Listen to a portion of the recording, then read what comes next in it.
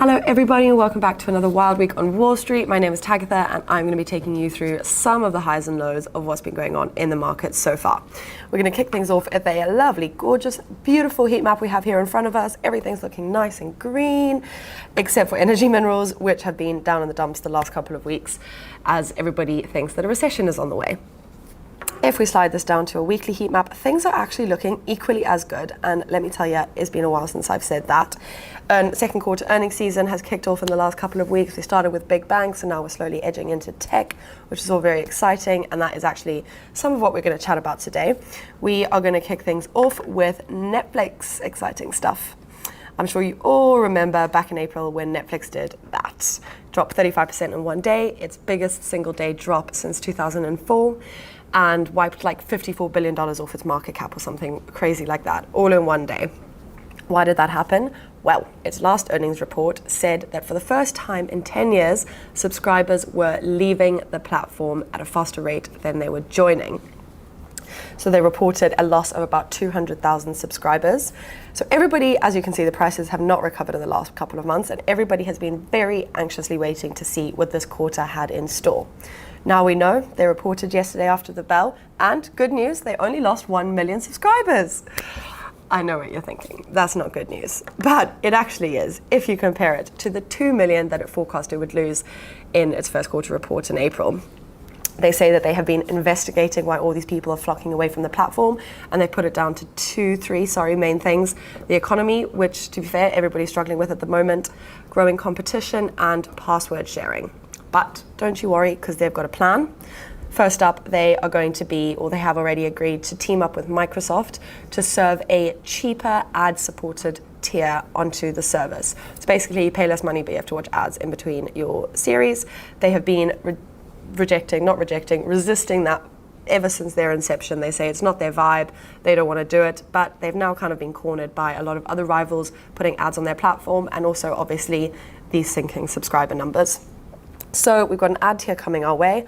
Second up, they are going to be massively cracking down on password sharing. So everybody get your house in order.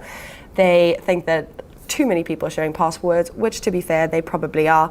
Like half of my subscriptions actually belong to somebody else. So they're going to say that if you would like to add an extra household onto your subscription, you'll need to pay an extra little fee.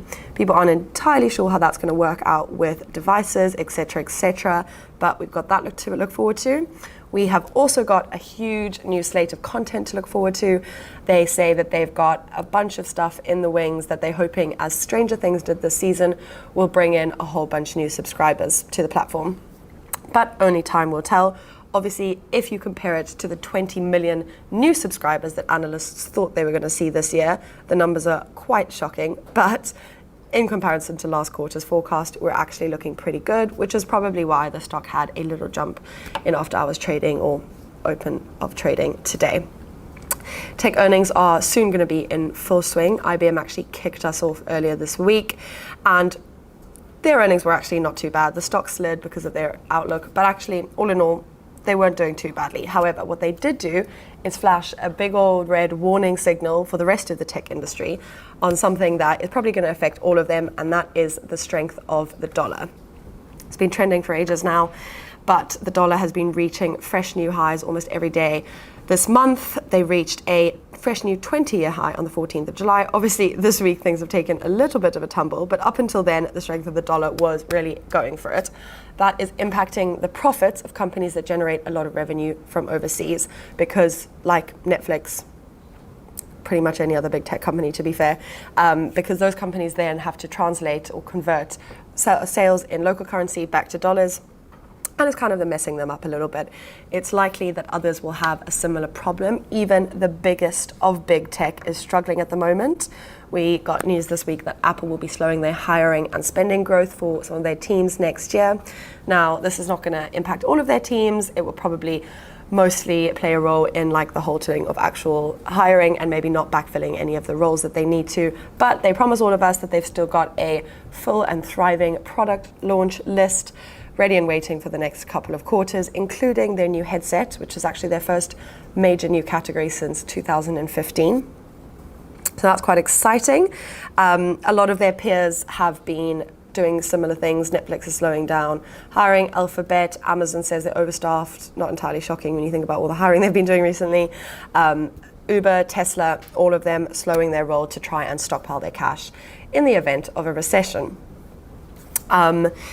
Apple, obviously this is a notable thing for Apple to have done specifically because traditionally they do tend to beat analyst expectations and they do tend to weather economic downturns better than other people. So the fact that they're sort of bracing for impact is potentially worrying for the rest of the industry. Apple lost 2.1% when that news hit on Monday. And it was their biggest one-day drop in about 3 weeks. They're down about 20% for the year. And if we take a look at the rest of the FANG gang, they're doing equally as badly. As you can see, they've been slowly but steadily declining, although there has been a nice little dip here. Apple will be giving us their earnings at the end of the month. Everybody's a little bit nervous because a report came out this week saying that global smartphone sales have dropped by 9% this quarter. Obviously, smartphones are like a lot of the things that Apple do. So people are a bit nervous, but only time will tell. Make sure you're keeping a close eye on that and the rest of the tech industry. Now, speaking of industry-wide news, we got an exciting little update yesterday from the semiconductor industry. So the Senate has passed through a piece of legislation called the CHIPS Act. Now, what the CHIPS Act essentially aims to do is boost semiconductor manufacturing in the US to boost their competition against China. So China has been accelerating their semiconductor production for the last couple of years, and now they account for 10% of all global sales. Especially in light of the shortage that everybody in the industry is facing, the US wants to up its game, and they want to invest $52 billion through this CHIPS Act into boosting manufacturing. It's going to be filled with a bunch of tax breaks, subsidies, etc., and the Senate, with bipartisan support, passed this act on Tuesday.